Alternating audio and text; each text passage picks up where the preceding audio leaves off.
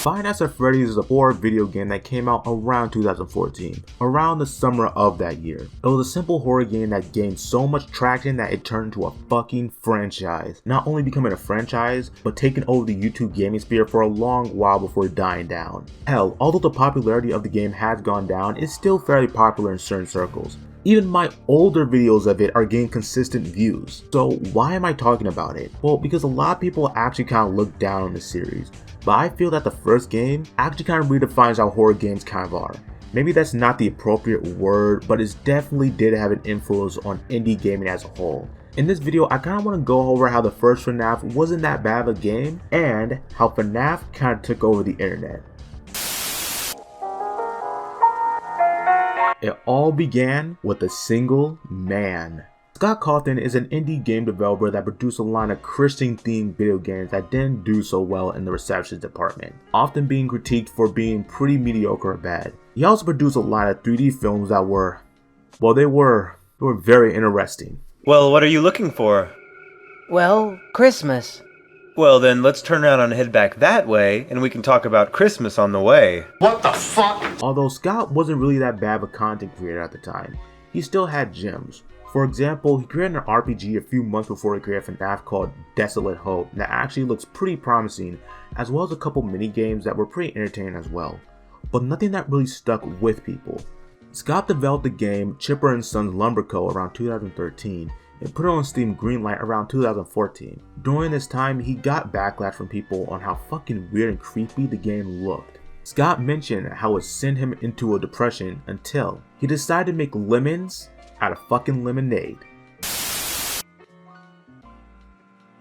Taking the critique from the people that dished it out last time, he decided to make another game, this time a horror game that would take place in a Chuck E. Cheese / Showbiz Pizza type place. The main antagonists of the series were animatronics who he modeled after Chipper & Co. Your main objective? Survive the night and get paid. And from that concept, it took off. FNAF became somewhat of a phenomenon on the internet for a while. People did consistent playthroughs as well as had channels dedicated to talking about and playing FNAF. The audience of FNAF, however, was a bit, I don't know how to describe it, but it was mostly kids. Which of course, kids are the most lucrative in any market. But what was so good about FNAF and how did it get so popular? Well, the game itself was something that was barely done in other games. You see, the gameplay basically had you sitting down in one spot and making sure you don't get your face chewed off by the animatronics. You had to be extra careful where these things were, for if you didn't,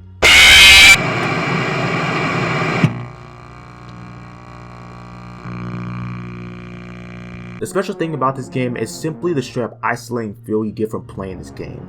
Just imagine you're playing this game with all the lights off, with no one in your house, and you have your headphones on.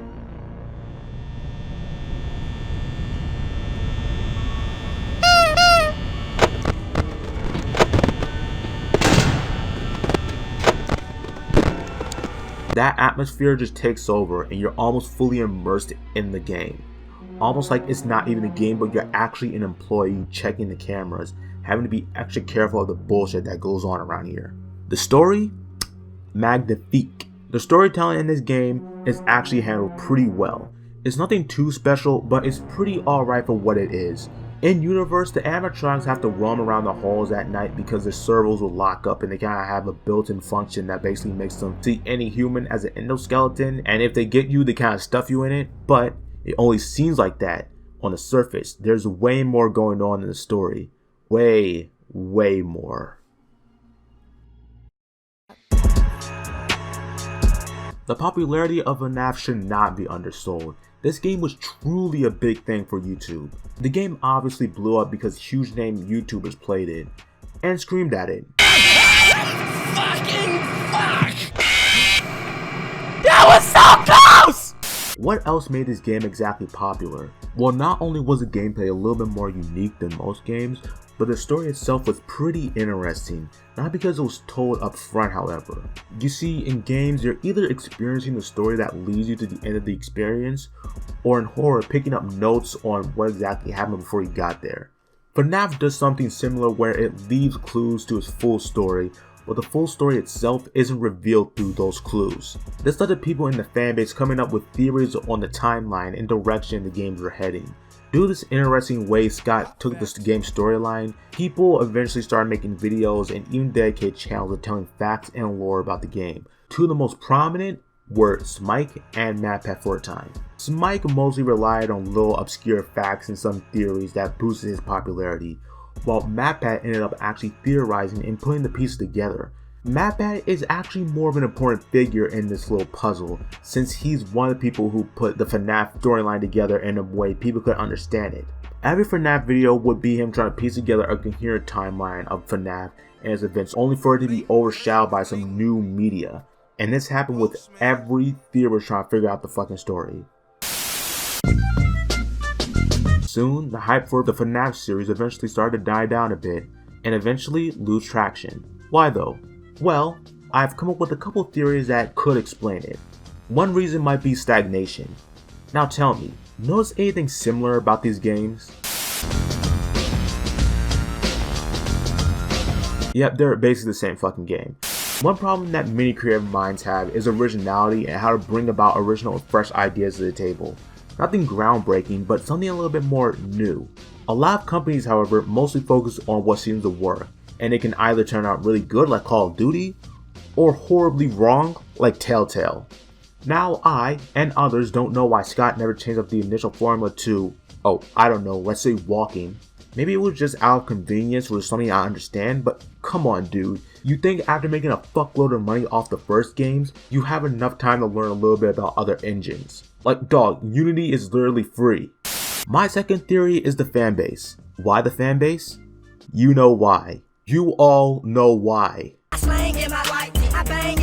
My third theory is simply the loss of appeal, and that's the most likely. I don't think it was because of some major factors except it just falling out of popularity. It was just something that kind of happens with most things unless you create something really fucking good like Minecraft.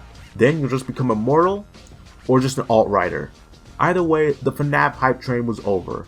Scott wrote some books on the series and there was supposed to be a movie but it got cancelled, and then Blumhouse took on the project and is forever in purgatory. So, that's the end of the FNAF hype train. The game that once scared the shit out of us has fallen out of popularity, and Scott finally got recognized as an important part of gaming, just like he always wanted. And the series? Well, the series is finally over and done. Oh, what the fuck? If you guys enjoyed this video, give it a like, and if you like any more of my content, subscribe.